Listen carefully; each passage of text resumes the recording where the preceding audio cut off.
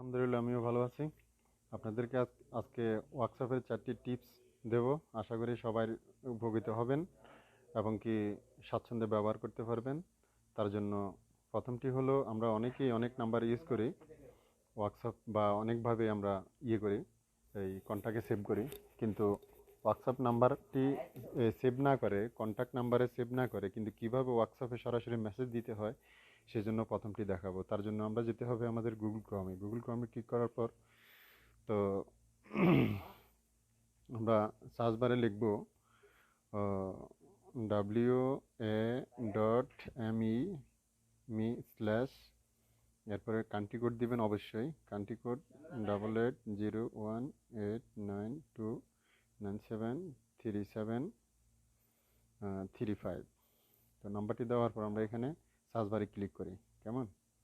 Click করার পর দেখুন হোয়াটসঅ্যাপ শু হয়ে গেছে। তো এটা কিন্তু, এই নাম্বারটি কিন্তু আমার মোবাইলে কন্ট্যাক্টে সেভ ছিল না।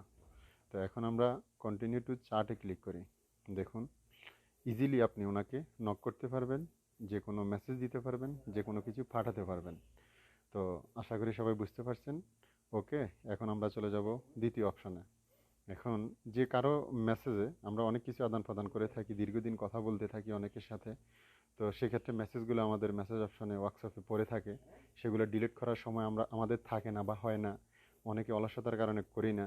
সেজন্য যদি আমাদের অটোমেটিক সিস্টেম থাকে ডিলিটের, তাহলে ক্ষতি কী, উপকারিত হয়। তো সেজন্য আমরা যে কোনো মেসেজ অপশনে ক্লিক করব। ক্লিক করার পর উপরে থ্রি ডটে ক্লিক করব। তারপর আমরা অনেকগুলো অপশন দেখতে পাচ্ছি, ডিসঅ্যাপিয়ারিং মেসেজে ক্লিক করব।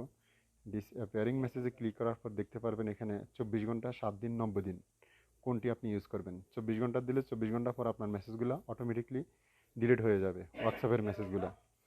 এখানে 7 দিন আছে, 7 দিন পর ডিলিট হয়ে যাবে। 90 দিন আছে, যে যেটা ব্যবহার করেন, যে যেটা ভালো লাগে স্বাচ্ছন্দ্যে ইউজ করতে পারেন, কোনো সমস্যা নেই, অটোমেটিকলি ডিলিট হয়ে যাবে। ওকে, এখন আমরা চলে যাব 3 নম্বর অপশানে।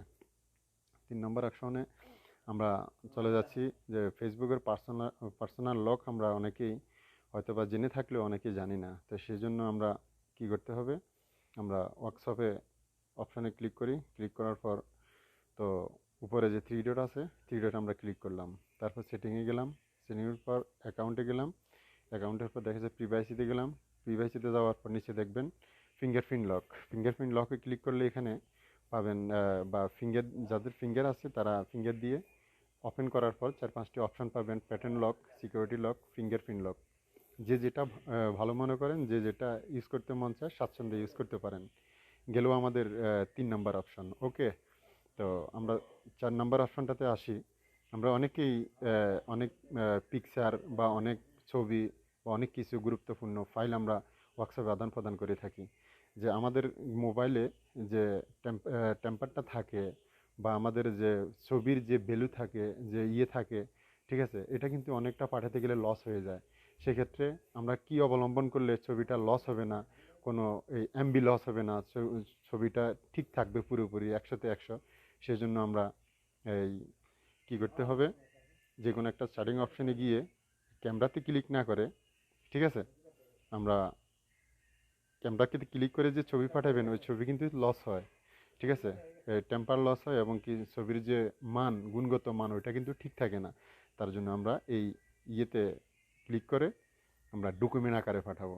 ডকুমেন্ট আকারে যখন আমরা পাঠাবো, তখন ছবিটির মানে গুণগত মান সব কিছু ঠিক থাকবে এবং কি এমবিটাও ঠিক পাবেন, অ্যাকুরেট পাবেন ছবিটা।